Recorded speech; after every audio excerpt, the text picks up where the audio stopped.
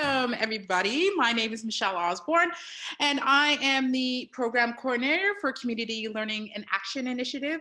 I'm also the Communications and Program Development Coordinator for the Quebec City Reading Council. And today we have a super webinar on the ethical use of digital resources. Probably not one of my longer webinars, but a very important webinar for people who, especially who use external information for presentations, writings, some really interesting things that you should know. But before we get right into the details, I want to talk about a couple of things that are coming up before the end of April, because April was our entrepreneurial month and we had a lot of interesting webinars, which, by the way, are on the website. So if you do not get a chance to come to the lunch hour webinars, we put all of them on the website, so don't worry about it. We're all about accessibility. www.qcrc.org or go to communitylearningandaction.org and look under resources. All of it is there for you. Okay, so next up, next week, April 23rd, it is going to be how to build a strong brand, personal brand on social media.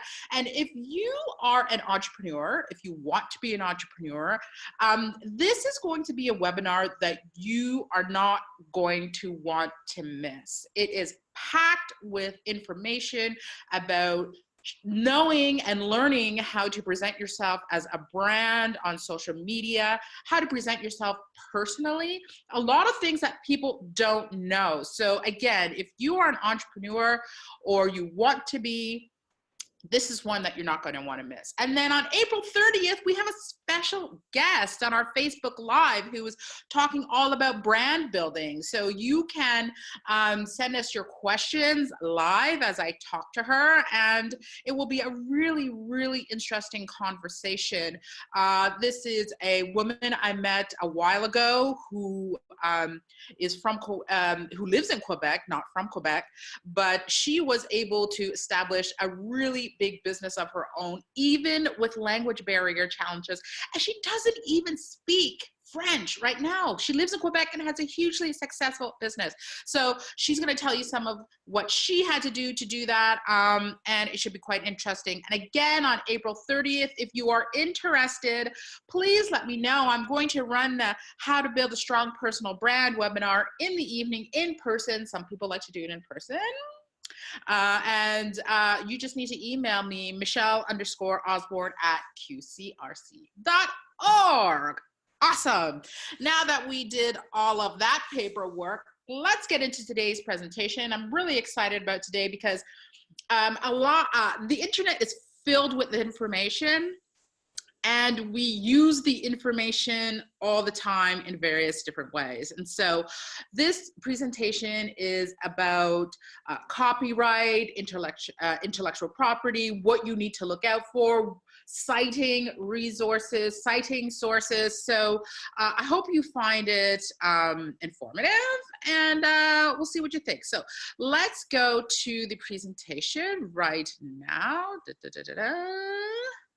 And we will get started.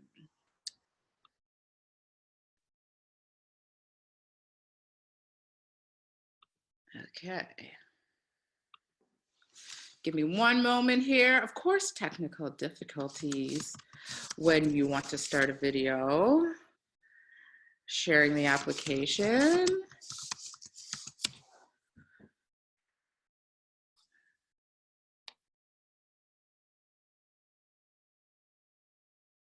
Okay, here we go.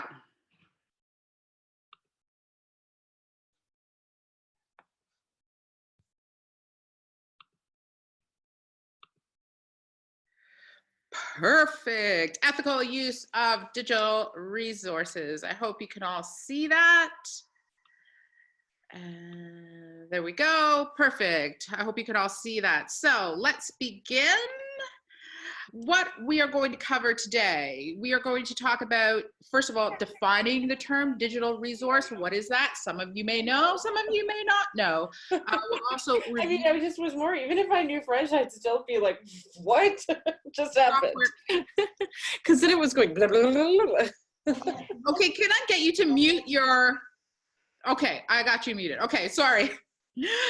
Reviewing software licensing, words that are important to know when you are doing digital resourcing. I'm going to touch on understanding what fair use means, because a lot of people don't know what fair use means, and it's really important to know about that and how that comes into play when it comes to digital resourcing, and how to properly cite sources from a variety of media. We're going to touch on that.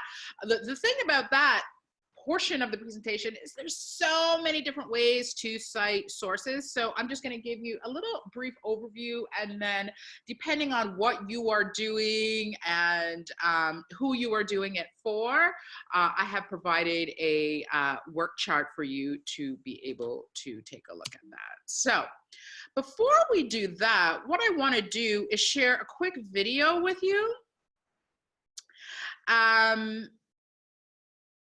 A quick video, and it's going to be about kind of a general overview of what the ethical use of digital resources is. So let me just pull that up for you.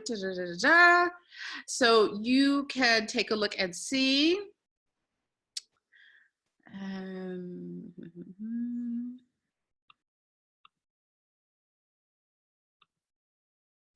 Okay, sharing the desktop. It seems to not want to work for me today. I don't know what is going on with my social media, but I hope you can see this, and we are sharing. Here we go.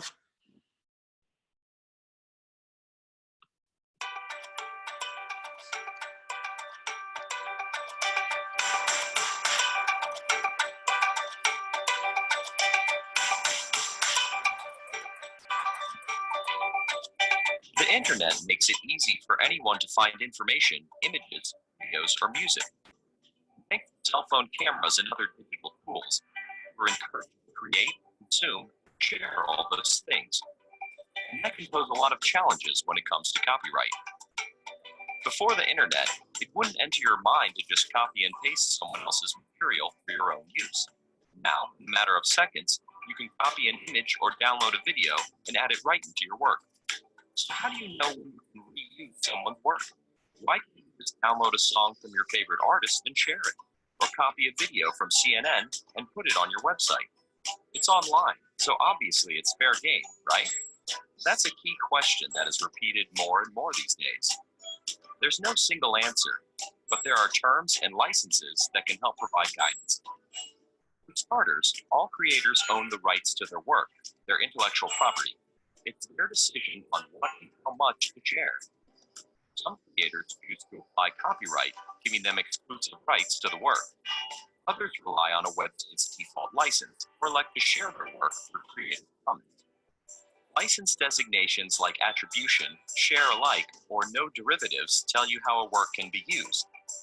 And just as with print, citation is critical for online sources, even required by certain licenses. But understanding copyright is not just about these new licenses. There are also questions about how and where you are using material. Linking an image to your Pinterest is not the same as downloading that image and using it in a presentation or work you're getting paid to do. Some uses are specifically allowed for a classroom, but are not okay elsewhere. Even when allowed in a classroom, it is still important to consider the impact of your use.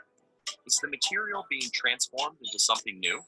Is it being used for commentary or illustrative purposes? Does the use harm the creator? The answers will vary. When you come across a video or blog with thousands of likes and reshares, it is easy to think this implies consent to use freely. While that is often the case, we need to learn to verify that each time rather than assuming. One of the greatest challenges with having so many resources online is remembering that just because you found it doesn't make it yours. By being attentive to licenses, considerate of the creator's rights and our impact each time we use another's work, we can model positive digital citizenship for our students.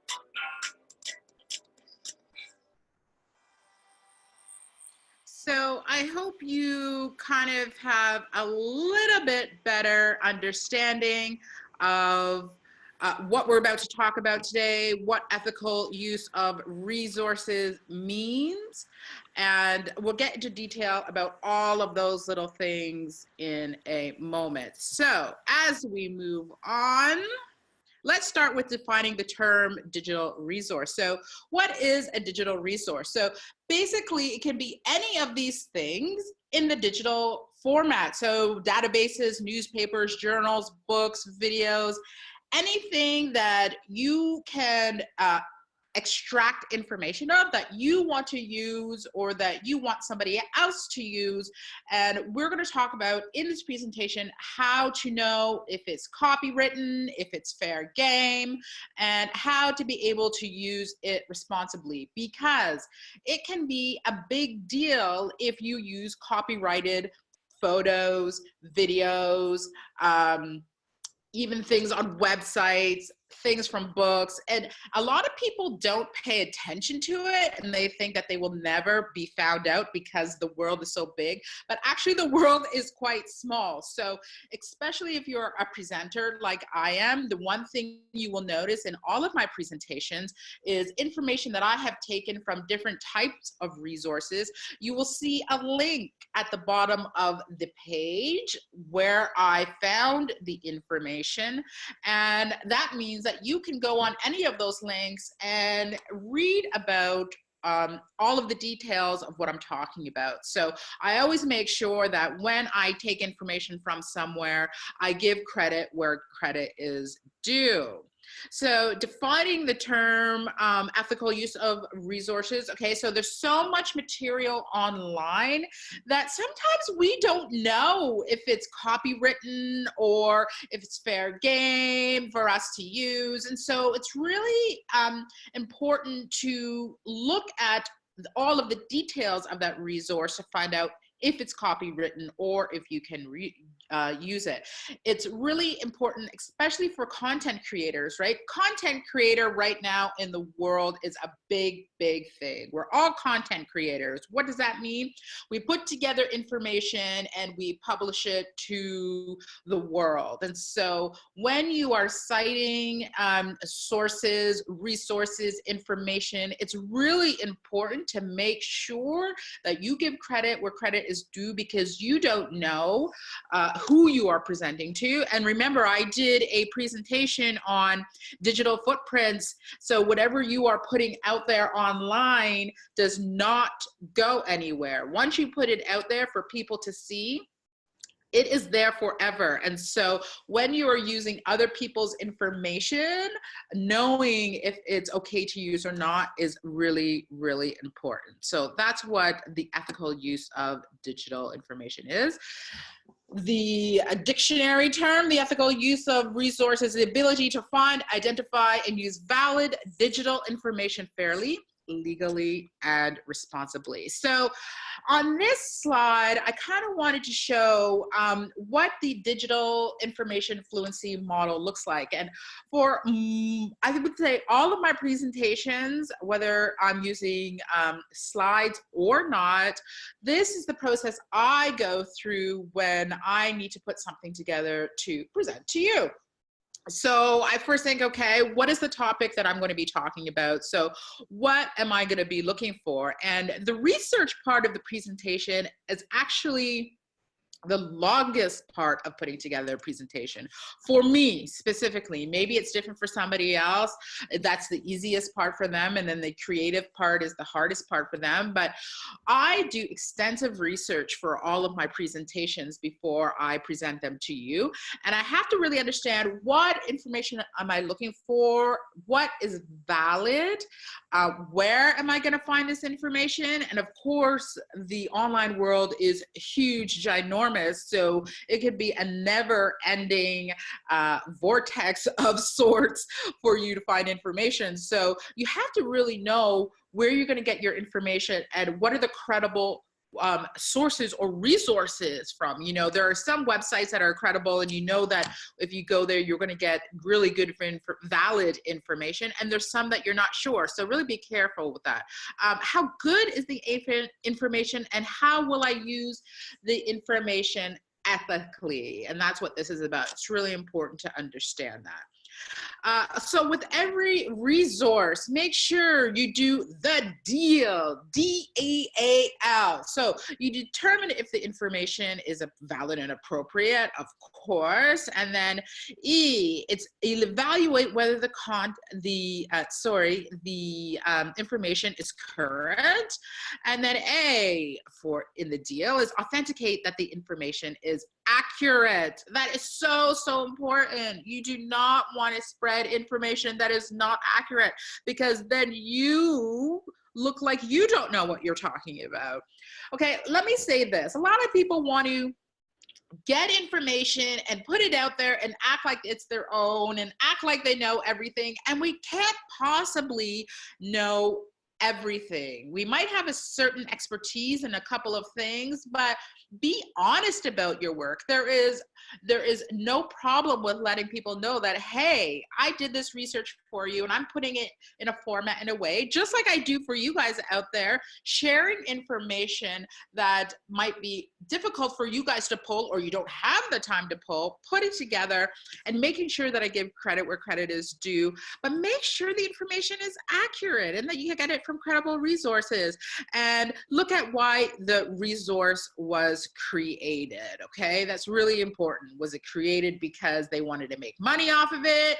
Is it something that they do for a living and it's just something to give the public information on? So that is really, really important. Okay, remember deal every time you do that. So I'm going to touch just really quickly on software and licensing, because I think it's really important to know the different types and when you can use different software licenses, what you need them for. And it's such a huge subject, software licensing, and I could literally do a presentation just on that. So I'm just going to quickly touch on it. Basically, well, software is a program used by computer that's like, you know, Microsoft Word, where you have Excel and you have PowerPoint and you have all different types of programs. That's what a software is. And software licensing is the agreement between you and the owner, and in this case it would be Microsoft, because I'm using Microsoft PowerPoint, and it allows you to perform certain tasks with that software. So they are building the software for you and they're giving you a license to be able to use it. And it's really important that you have a valid license, because you can get you into a lot of trouble. Okay, so on this slide we have a brief overview of software licenses, and it goes through different types, the rights granted, if it's a public domain. We're going to talk about these in a little bit. The right to perform with it, the right to display it, the right to copy it. This is a really interesting slide that I encourage you to print out. Again, I want people to know if they would like to have a PDF copy of this presentation, just email me. As simple as that, and I'll give it to you for free. This is a really good slide to have printed out and put beside your desk, on your bulletin board, so you can understand what you can use and how to appropriately use it when you are citing sources. Okay, so take a look at that slide. Important words to know. Okay, now we're getting into the juice of it all. Important words to know. Intellectual property. So intellectual property are intangible assets. So it's what is in here, your creations, your inventions, and it's all done by a group or a business or by yourself. So the owner can give people the permission to use it, but it should never be shared without the permission of the owner. It's really important to know, because they can come back and bite you in the booty for sharing the information that they said was only for you. Now, copyright is different than intellectual property because it gives exclusive rights to the work, control over the work that the creator or the author did. So I have some examples there on photography, for music, from writing to your website to film. Almost anything can be copywritten. And so when you are thinking about your small business or as an entrepreneur, when you are thinking about some of the creative things you do, maybe inventions that you made, make sure you are being really diligent in securing yourself with copyright on all of those different things, because you don't want people stealing your information and using it as their own. You know, really think about that. When you go online to take other people's information or to use other people's information, sometimes you don't think about the consequences. But then when you take the time to build and create something, you don't want other people using your information. And that's why this webinar is really, really important. And it doesn't protect the ideas or the facts before the creation. That's important to know. Some people think, you know, anything that happened before. No, it's exactly when you have created it and you are able to put it out into the world, that's when it takes into effect your copyright. Public domain. So public domain are like documents that anybody can use. It's for public knowledge. It's also if a copyright has expired on a specific something, that is now public for the public to be able to use.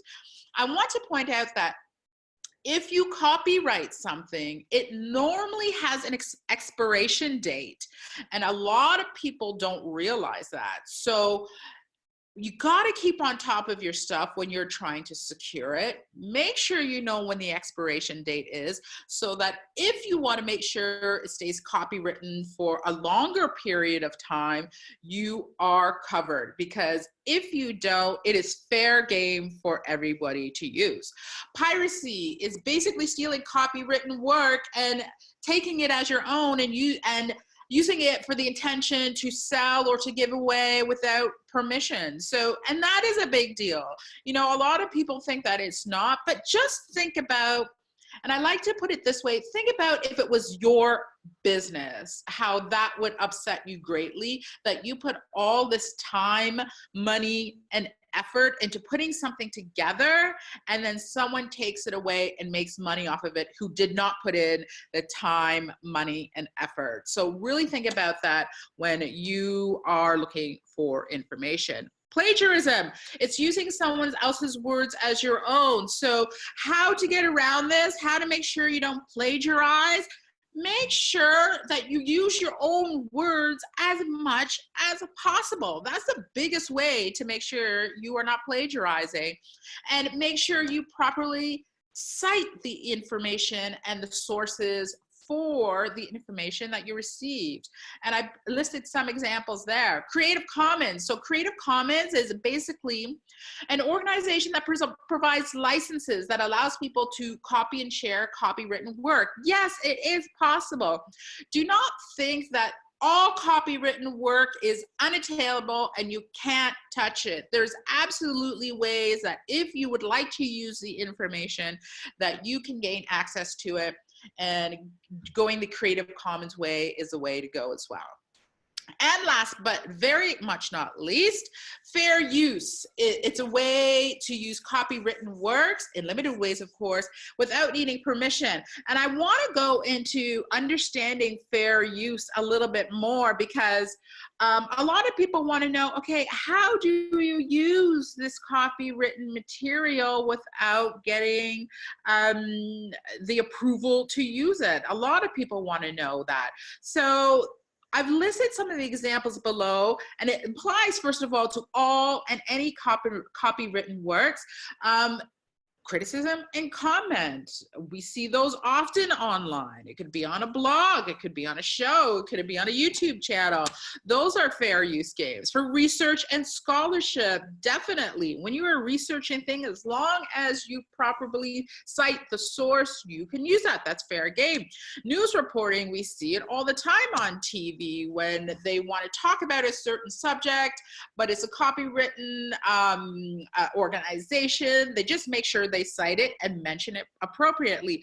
Parody, what is parody? That's when you're making fun of something specifically. That is fair use as well. And when you want to use it for not-for-profit education, that is also what fair use is about. And so I encourage you, if you don't understand them, or if you want to learn more in these different areas, understanding fair use, I encourage you to go online and dig deeper into each one of these, okay?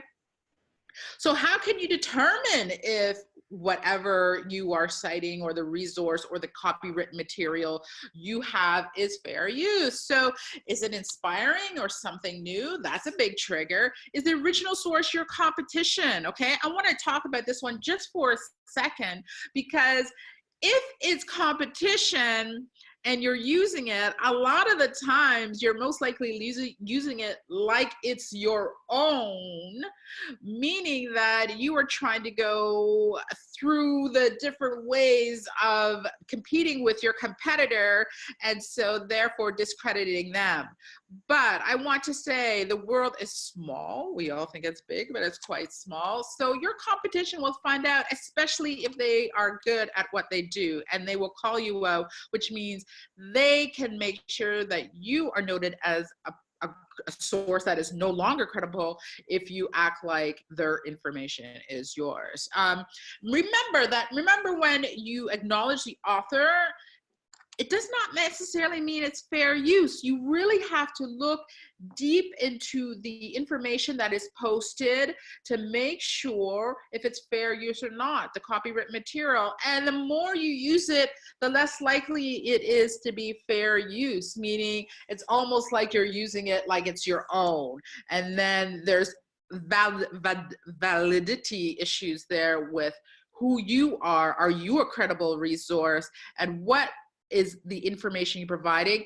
Is it credible, or are you just using other people? So make sure you pay attention to that with fair use.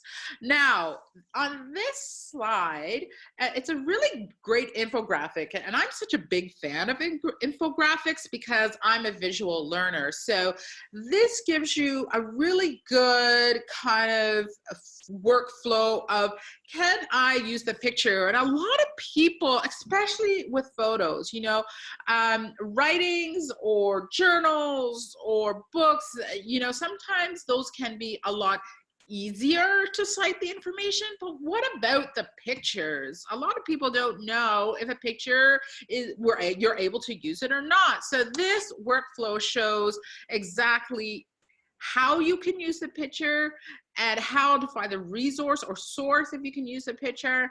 And this is a really good guide when you're talking about, when you're talking about copyright, fair use, Creative Commons, public domain, all those different types of things when you're trying to use digital resources ethically, okay? And this is actually a really good slide to print out as well. And if you want it, I'll give it to you for free. You know that. Next slide I'm going to show you is about, did I plagiarize? So you're not sure if you are representing the information as your own. Are you using your own words? And this is really good. Parents, if you are listening, this is really good for you to talk to your kids about, because in school we often have to do presentations, right? We often have to do projects. And we want to make sure that when we hand in the project, we probably cite the sources and that we do not plagiarize, because that can get your child or yourself into big, big trouble. Meaning you don't get the grade, you can get kicked out of courses, a lot of different things. And a lot of people don't realize how serious plagiarism is. So this is a really good infographic here that shows you, am I plagiarizing? How to define what plagiarizing is. is. So I encourage you to take a look at that and to review it with your kids if you have any who are of age who really, really need to know about this information. So we're on to citing sources properly. And this is another great infographic. So before I started the presentation, I said, you know, there are many different ways to cite information. And on this slide here, it's the MLA format. And what does MLA stand for? It's the Modern Language Association. And it's an organization that governs paper format, punctuation, quotations, document sources, and works cited. And so if you could see here, all of the ways that you can cite and source information, it's pretty extensive. And that's why I said there's no way I could go through all of these. This would probably take about 3 webinars. There's no way I can go through all of these. But guess what I did? I made sure I cited the source of this information, and you can click on the link in the slide to see all of the details, or you can even just Google MLA format. And there are tons of resources online that will help you to, or guide you to be able to cite your resources or your sources properly, because it can be a really big deal, okay? It's really important, this organization, because it helps to provide the consistency with formatting and for writing, and it also guides you in the documenting and citing of information. So they talk about the books, periodicals, online resources, which is a big thing now and a lot of people use, and other different types of sources. So I encourage you to look at this if you are really serious about citing information in the work that you do, whether you're a student or whether you're a professional. This is a really great resource for you. And last but not least, citing sources on social media, which is a big thing now, because we are on social media all the time. We are living in a digital age. And so I just have a few examples here. And, you know, it's probably easier to do on social media because it's all now liking and sharing. And a lot of the times when you share information or you share a link, specifically, let's talk about Facebook, it has the information of who the originator, the creator, the author was, and do not erase that link, okay? Make sure you keep it when you're sharing. I never remove the link to anything where it helps to cite the source. And tag the person if need be. What does tag the person mean? Make sure that you put the name of the person in the post that you shared, so you give credit to that person. For Twitter, make sure you include via @username. That is a citing source when you are citing information. For Pinterest, it's already built into Pinterest when you are citing, citing resources in Pinterest. All you do is have to hit the rapid button and you could see all of the information. So that is really cool with Pinterest. They got their stuff together. It's already there. And LinkedIn, you include the link of the information of the organization of the person that you are sharing, and make sure you include the name of the person and the organization. And so, you know, one of the things I want to say about the ethical use of digital resources is that although we don't think it is a big deal, it can have really legal consequences if you do not cite information appropriately. I encourage you to talk to your students, your children. I encourage you to take this information if you need to do it in your work, in your daily life, because a lot of the times you have to put yourself in another person's shoes to say, if this was my information and someone stole it from me, how would I feel? Imagine the time, the money, the effort that you put into your work, and you want to be able to get credit where credit is due. I know I do.